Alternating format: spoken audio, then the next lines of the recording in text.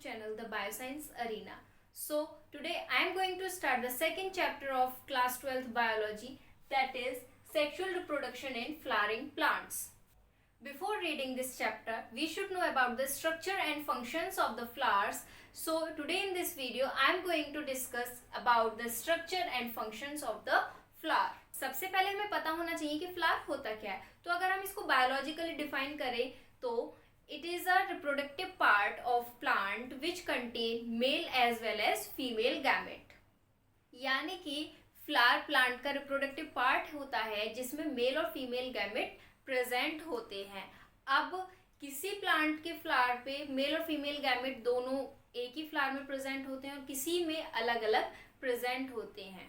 तो अब हम बात करते हैं फ्लावर के स्ट्रक्चर के बारे में. तो यहाँ पर वर्टिकल सेक्शन दिया हुआ है फ्लावर का. I know this is not so good but still it is understandable.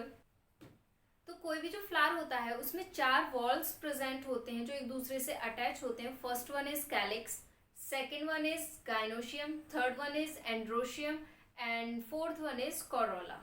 तो सबसे पहले हम बात करते हैं कैलिक्स की. तो कैलिक्स क्या होता है? आउटरमोस्ट पार्ट होता है फ्लावर का जिसके इंडिविजुअल लीफ सेगमेंट को हम सेपल भी कहते हैं. इसका क्या फंक्शन है?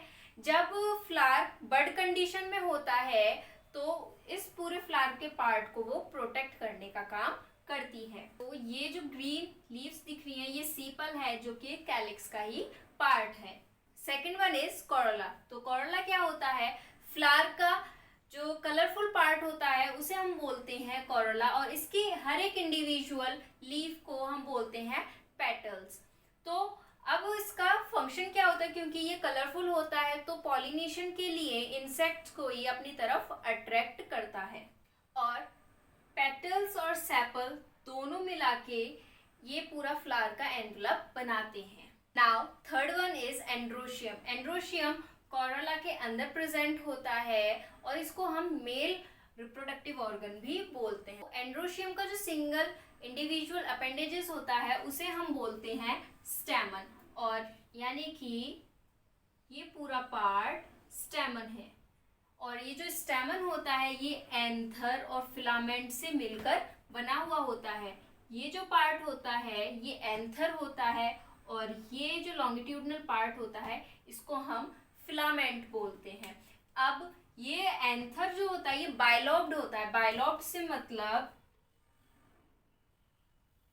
इस तरीके से प्रेजेंट होता है, ये बाइलॉब्ड होते हैं. और अगर हम इस एंथर को काट के देखें तो चारों साइड माइक्रोस्पोरेंजिया प्रेजेंट होते हैं जिन्हें हम पॉलन सैक भी बोलते हैं क्योंकि उसमें पॉलन ग्रेन्स प्रेजेंट होती हैं.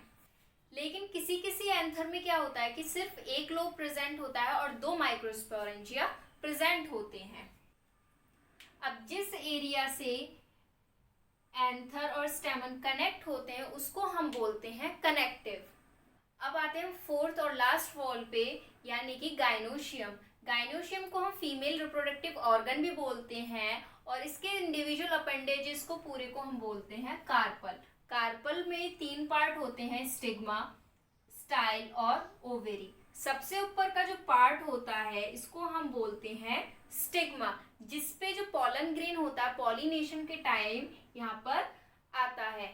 अब जो सबसे नीचे वाला पार्ट होता है इसको हम बोलते हैं ओवेरी जिसमें ओव्यूल का फॉर्मेशन होता है.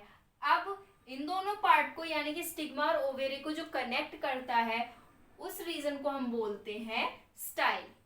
तो ये था किसी भी टिपिकल फ्लावर का स्ट्रक्चर.